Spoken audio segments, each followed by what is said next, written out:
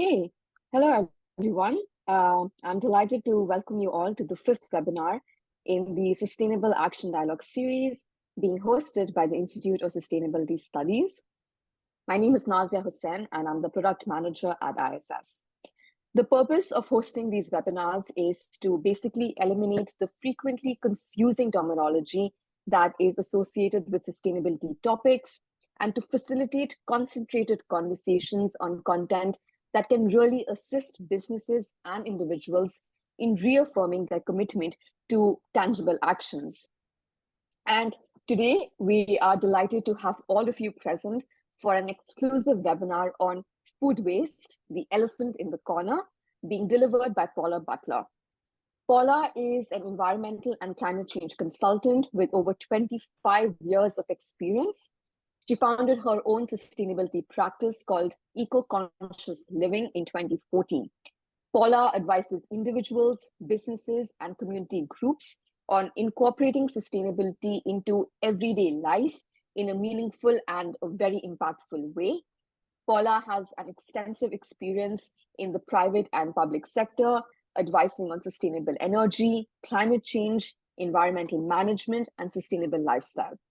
She was also responsible for implementing the BER scheme in Ireland and managed SEA's domestic grant schemes, and she's deeply passionate for the environment. We are delighted to have you, Paula, join us and are looking forward to your insights on the webinar topic. Before I invite Paula to speak, I would encourage everyone to use the chat and the Q&A sections available on your screens to share your questions and comments for Paula to address towards the second half of the webinar. This webinar is also being recorded and the recording will be made available on the ISS website. I now invite Paula to share her thoughts on food waste, the elephant in the corner. I think, Paula, you should be able to share your screen if that's okay with you. Okay, let's give it a go.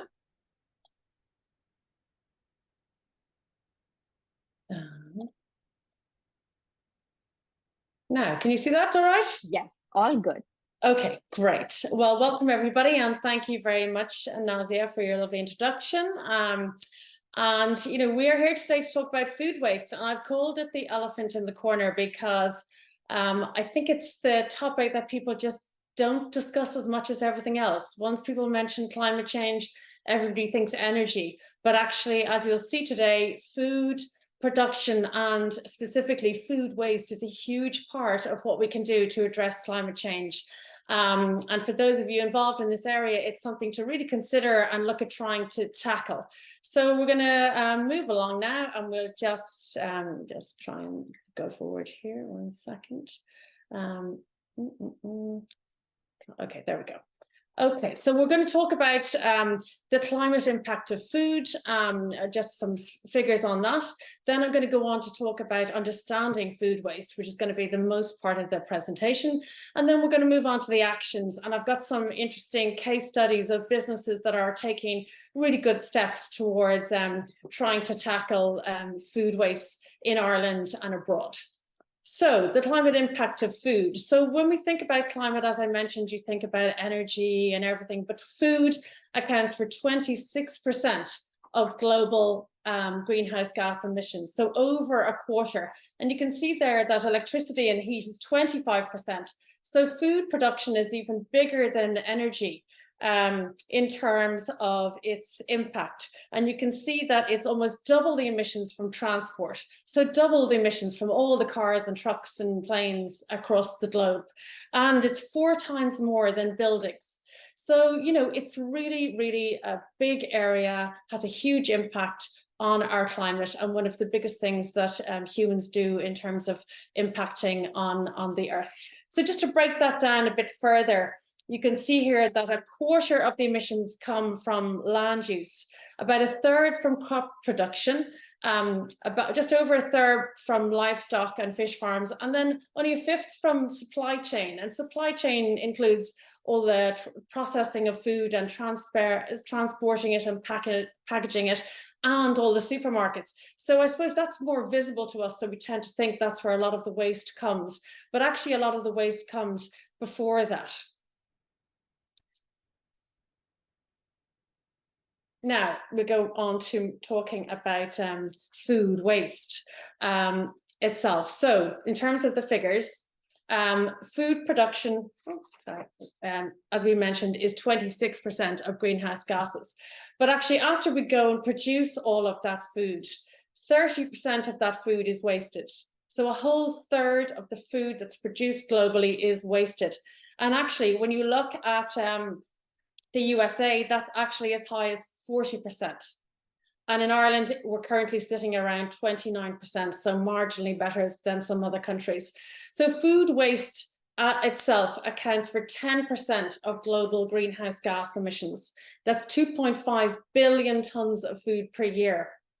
So 25% of the fresh water that we use produces this waste. So it's such a shame to be using all that fresh water and then literally it's wasted food. And an area greater than the size of China is used to produce that food. So it's not an insignificant amount.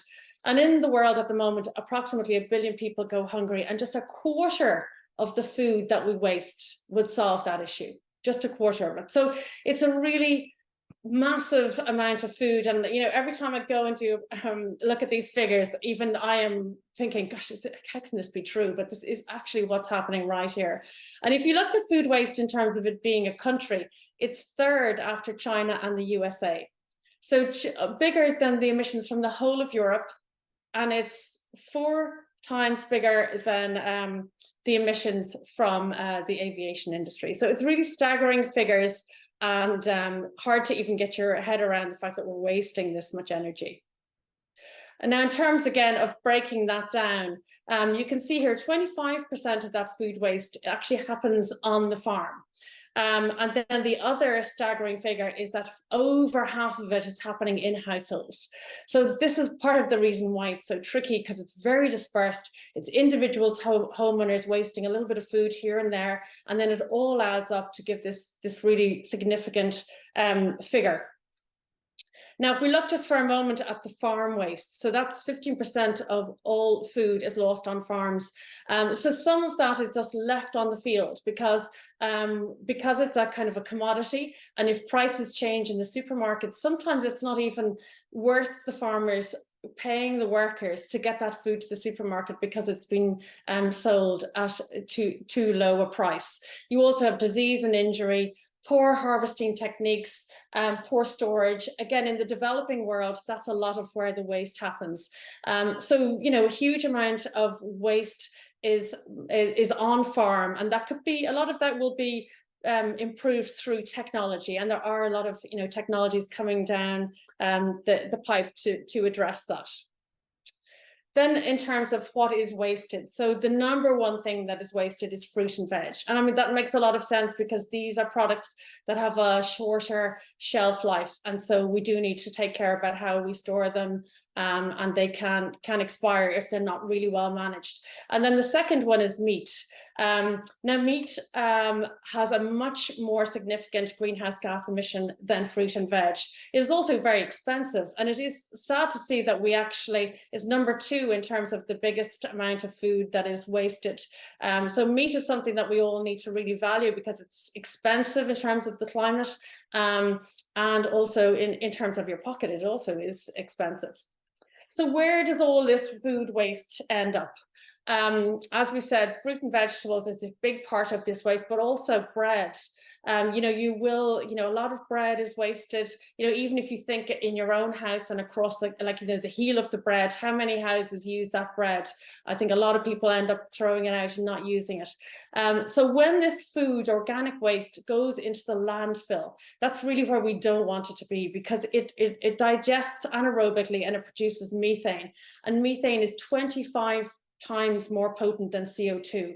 So what we really don't want to happen is that this food waste ends up going into the landfill and actually exacerbating climate change even further. So the question is where are we in terms of our domestic food waste and where it goes? So in Ireland right at the moment, and these figures are 2022, so pretty much up to date, 60% of our organic household waste is still landfilled.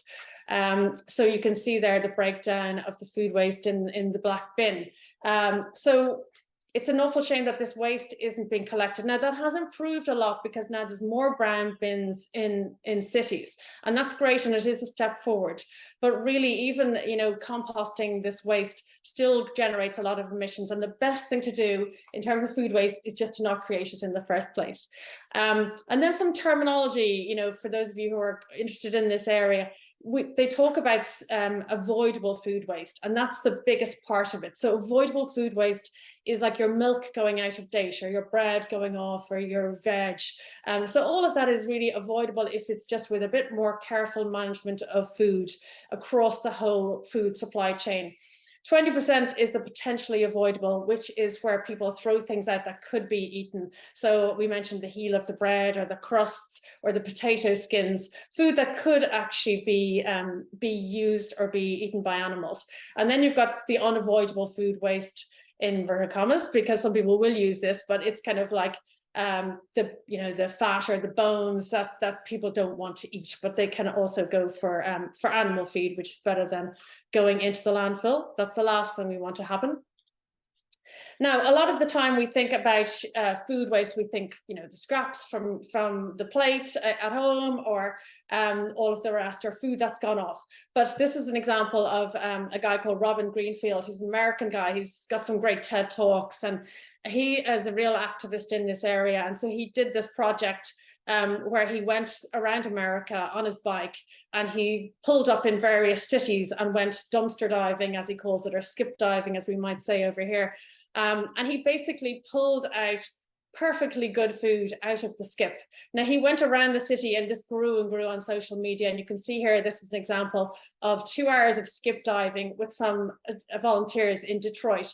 And he, you know, lays out the food, and there's some very elaborate displays, and then people come and eat the food. And, you know, it's a great representation of exactly the amount of food that's wasted. It's perfectly good food, not just, you know, gone off food that isn't fit for human consumption.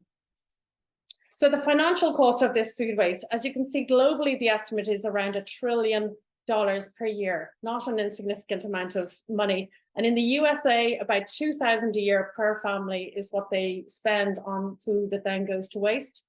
In Ireland, it's €700 for an average family.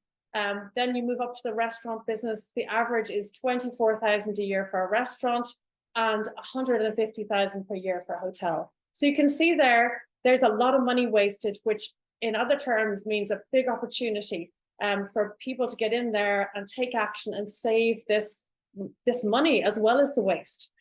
So again, you know, it's an area that is just really you know, under addressed in terms of the climate. So that brings us on nicely onto the actions you can take to tackle food waste. So I'm just going to talk about some of the issues. So you kind of wonder, like, how is this possible? Why is everybody afraid to talk about it? I think first and foremost, because nobody's talking about it, there's a general lack of awareness around food waste. And I think there is also a lot of guilt associated with throwing out food, very bad PR for a restaurant or anybody to be seen to be wasting food. So I actually think a lot of the figures are underestimated because there isn't 100% honesty in terms of how much food we're actually wasting. Now, the problem here is that once you start talking about food, you get into very complex and tricky issues.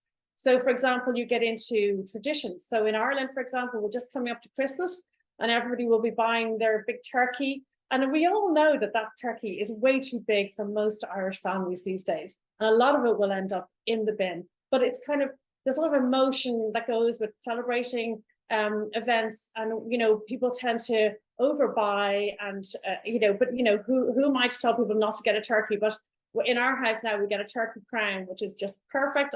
I'm not a huge turkey fan. I don't like eating it until the end of January. So that's a practical solution. But, you know, it is a tricky area. And then you also get into all the eating disorders and food issues like obesity, anorexia, bulimia, special diets. And for example, when I go and talk to kids in school, I need to be really careful how I discuss food, and in particular, you know, the issue of meat. If I send home 30 10-year-old vegans to families, I will never get invited back to that school. So it's you know, you have to be very careful.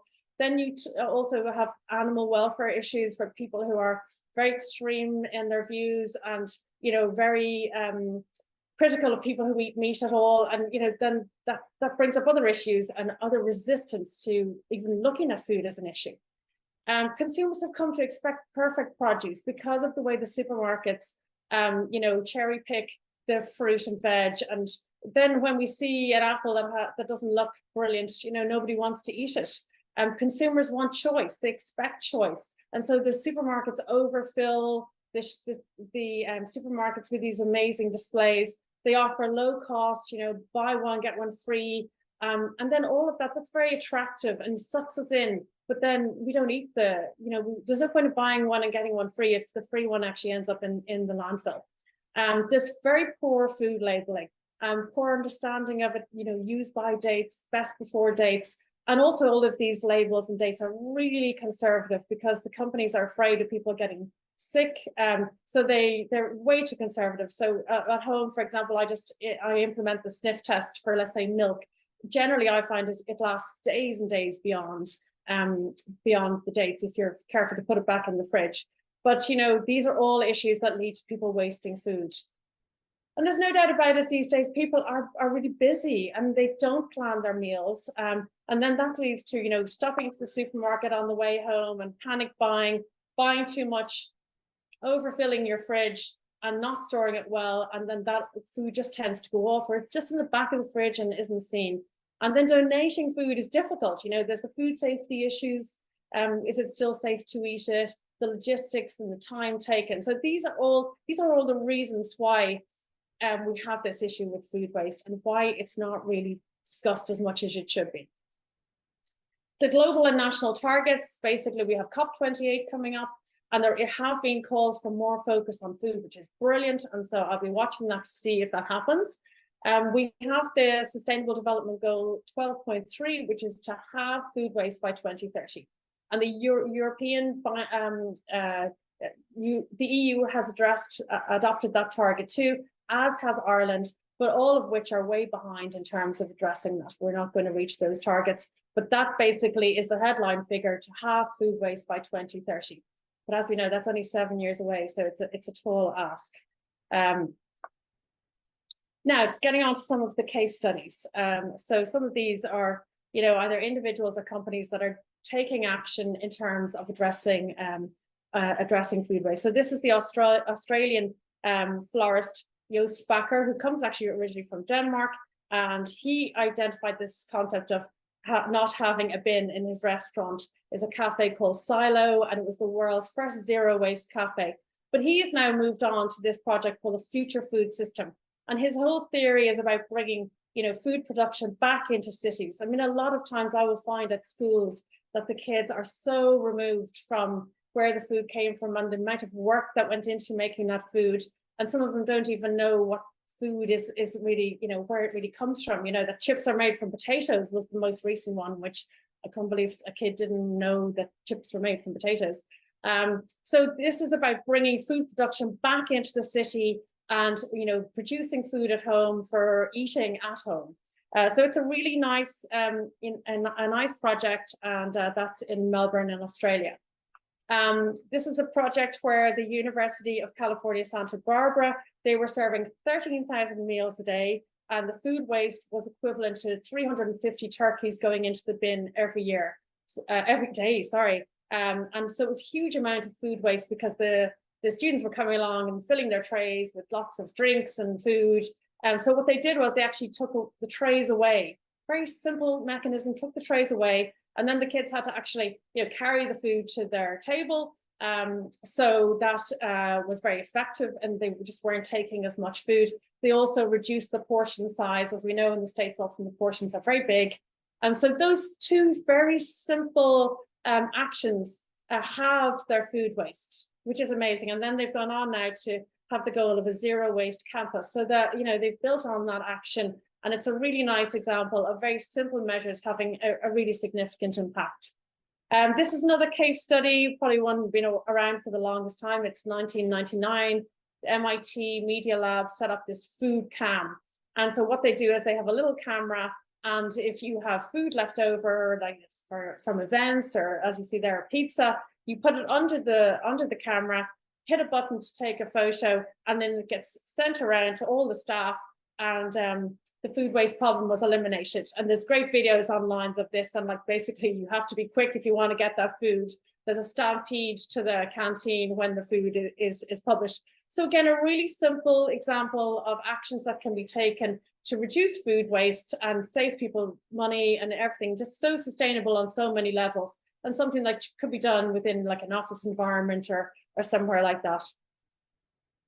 Next case study is the Food Cloud. You probably have heard of the Food Cloud. It's an Irish company established in 2013 by Iseult Ward and Aoibhinn O'Brien.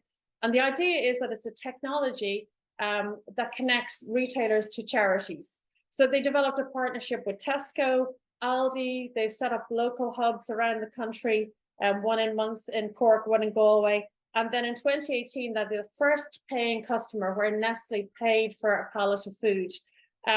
During the pandemic, they hit a high of 6 tons per week of food that they saved.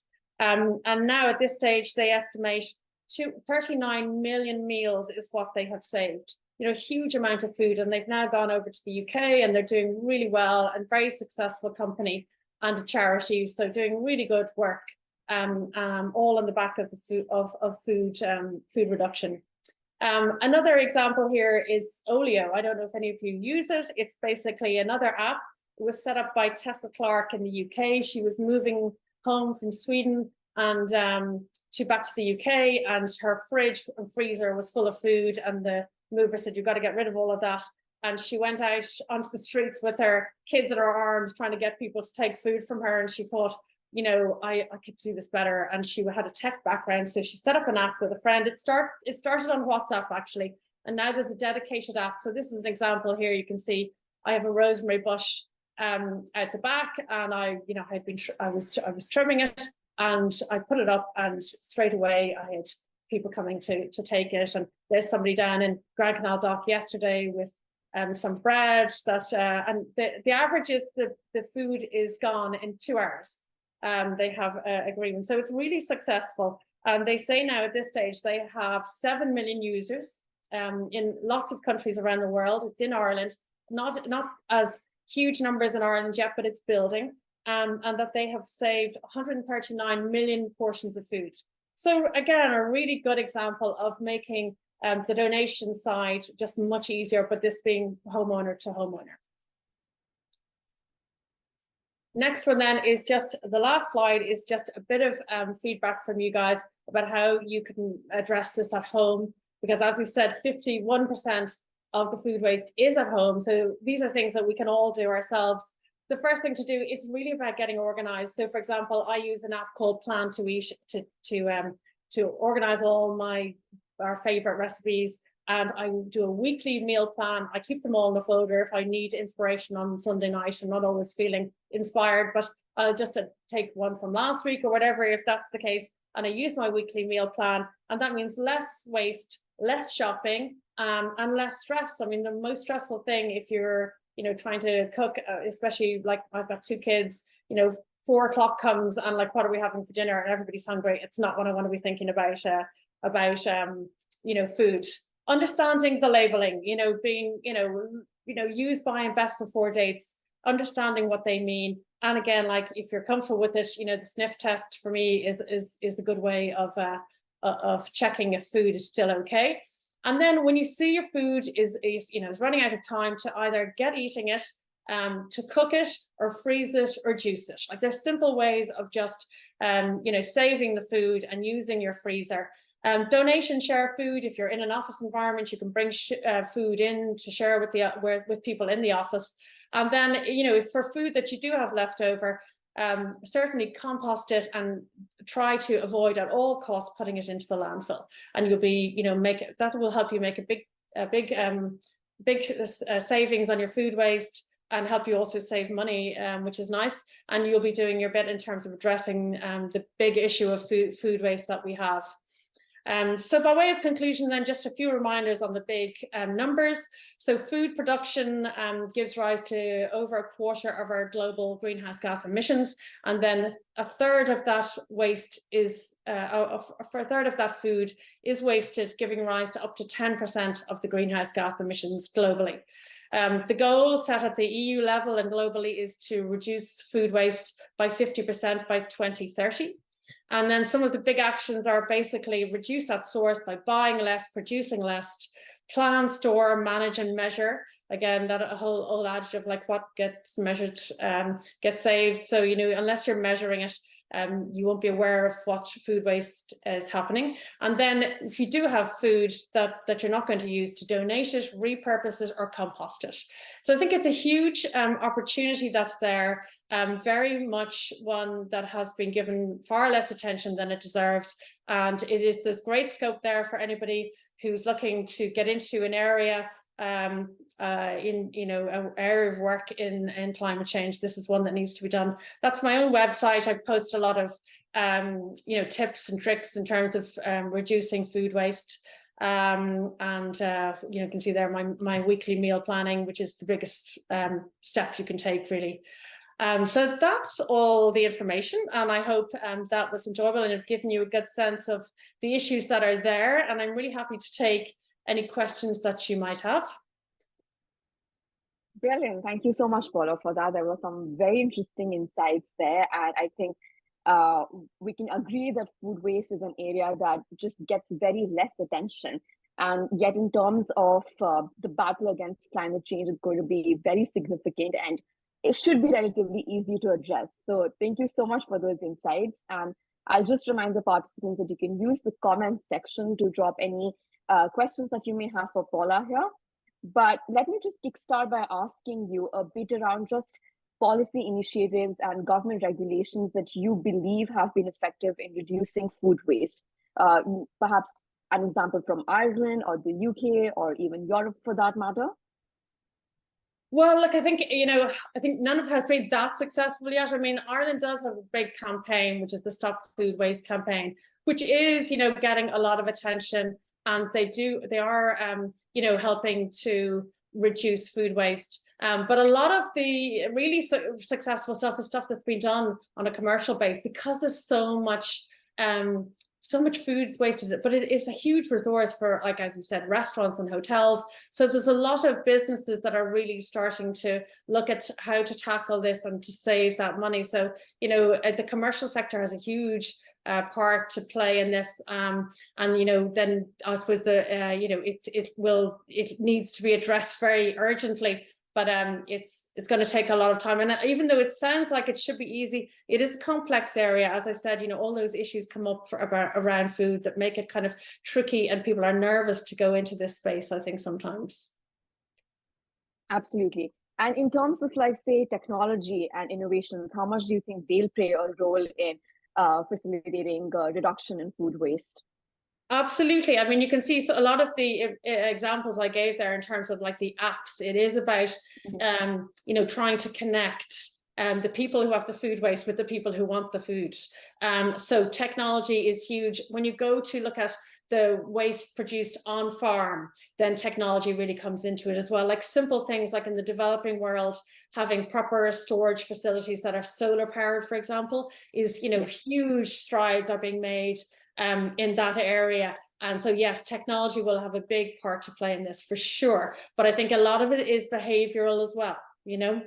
Yeah, absolutely. We've got this question coming in from John. He's asking us, how much can more localized food production, distribution, and consumption contribute to reducing food waste?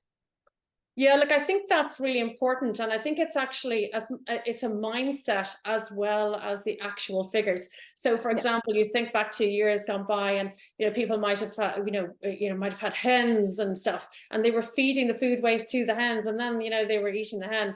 So, like, it was all very sustainable and closed loop. Whereas now we just got leaks everywhere.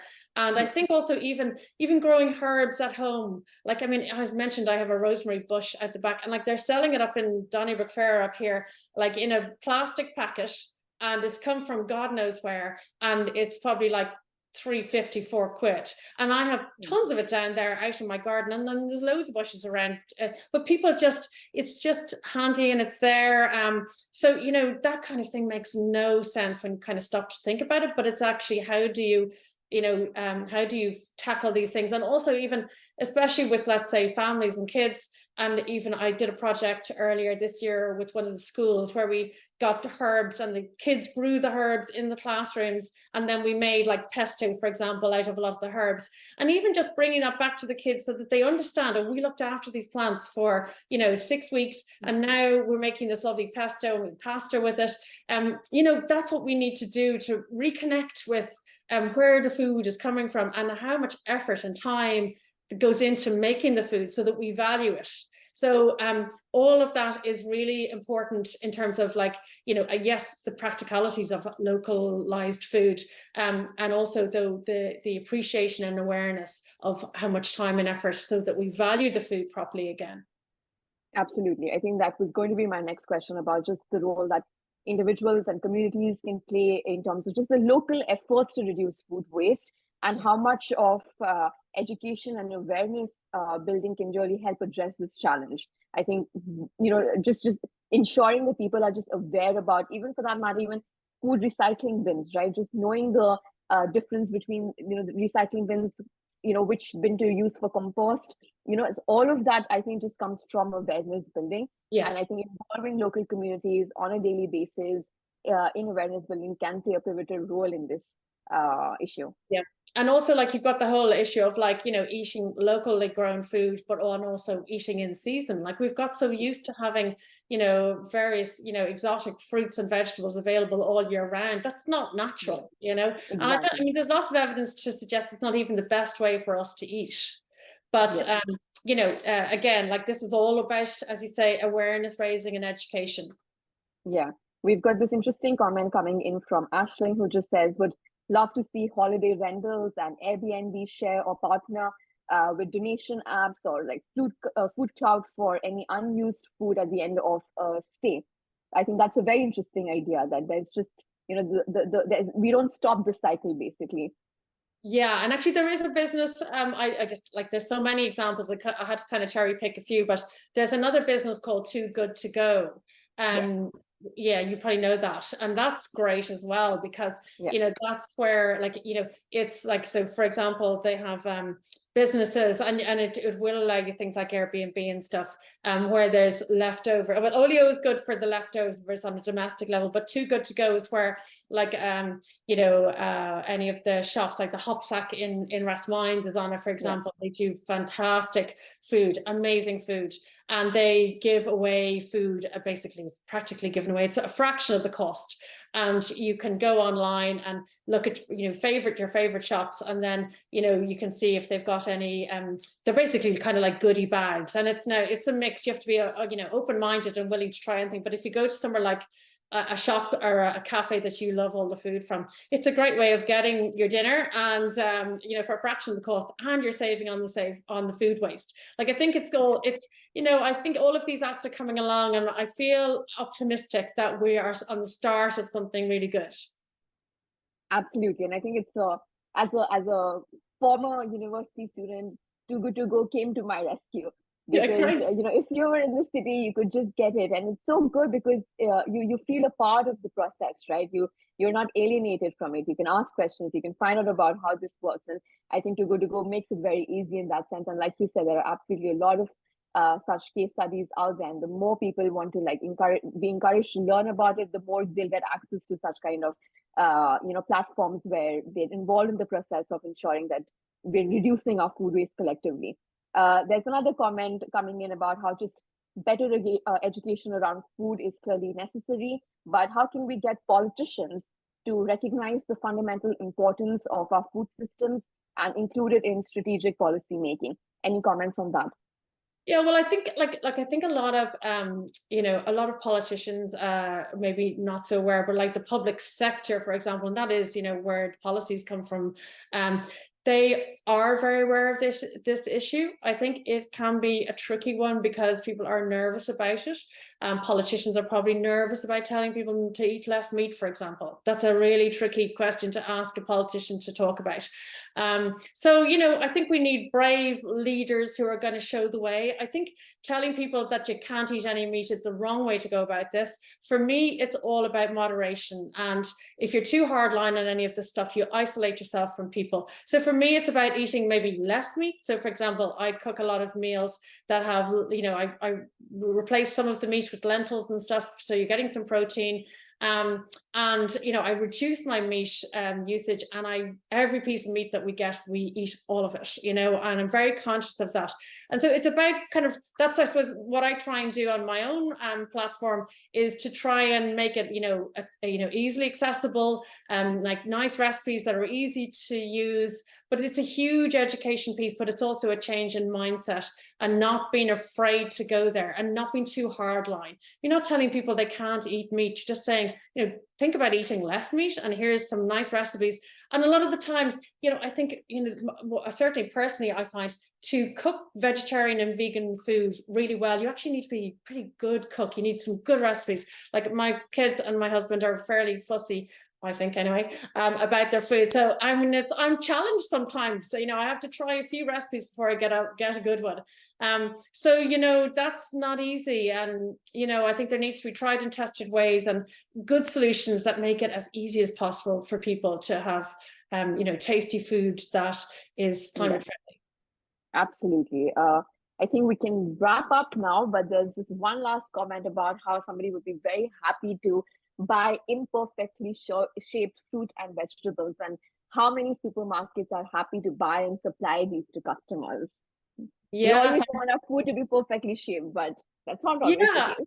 I know. Look, I think actually, you know, I mean, I mentioned that in it. It's like there's an assumption, and consumers have got used to eating and seeing. But like you have like some now, the wonky carrot, the bag of wonky carrots. I love all that stuff, and I think a lot of people find that kind of quirky. And also, like, I mean, I get a veg box from you know, straight from a farm, and like, you know, the apples come in, they're not perfect, but they taste good. And you know, I think once you kind of go there and try these things, then you realize actually, you know, we don't need straight carrots particularly. They don't need to be like, you know, perfect to taste good, you know. But yeah, it's a whole big opportunity there for people to really get stuck in. Perfect. Absolutely. Okay, so I think with that, we will wrap up today's session. I think it's been a very interesting conversation. And I'd just like to thank everyone who's joined us. I would just suggest that let the knowledge that we've gained today drive us towards a future where our collective efforts against food waste contribute to a more sustainable and climate resilient world. And just on that, if you wish to learn more about food waste, the circular economy, the waste hierarchy, supply chain, enroll now for our Diploma in Business Sustainability course. We cover the length and breadth of sustainable business planning, along with a particular focus on how businesses can really tailor their operations to report on new regulations while ensuring continued profitability through our very foundational and comprehensive Diploma in Business Sustainability course, which is truly earmarked for success. It is credit rated as well as CPD certified. That helps businesses and individuals like yourself learn all about sustainable business planning. The diploma course is hosted completely online, so you can enroll anytime. Although, just to give you a sense of community, we will have a start date every month. The next start date, as you can see, is the 22nd of November. But as I said, you can enroll and kickstart your learning anytime and as per your own schedule and pace. You can email us and book a call with us to just learn more about the course and explore your enrollment options with us. That's all from our end. Thank you so much, everyone, for joining us. We will be running many more of these webinars as part of the Sustainable Action Dialogue series. So feel free to get in touch with us to know more about our courses, and keep an eye out on our LinkedIn as well as our website to learn more about and more webinars that we'll be hosting with experts like Paula. And thank you again, Paula, for your thoughts today. It was an absolute pleasure to interact with you, and I'm certain that our participants have taken much value from your insights today. Oh, very welcome. My pleasure. Perfect. Thank you, everyone. Thank you so much.